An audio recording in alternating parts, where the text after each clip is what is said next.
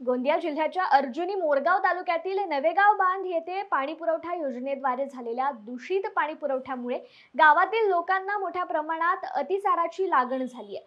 त्यामुळे मागील 2 ते 3 दिवसापासून ग्रामीण रुग्णालयात रुग्णांची गर्दी वाढत असून काल एकाच दिवशी 12 रुग्ण रुग्णालयात भरती झाले।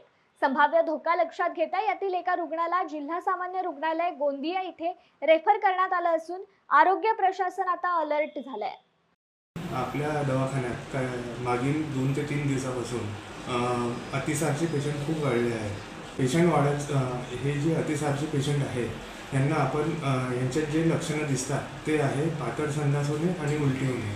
हे खूप कॉमन सिम्पटम्स आहे याचे आणि याचं मुख्य कारण म्हणजे आहे दूषित पाणी। आता जे आपल्या इथं पावसाळा आला आणि पावसामुळे जे पाणी दूषित झालं तर जे प्यायचं पाणी आहे ते एकदम गढूळ येत आहे आणि गढूळ पाण्यामुळे हे सर्व त्रास आजार वाढले आहेत। त्यामुळे आपल्या दवाखान्यात पेशंटचं लोडही वाढलेला आहे।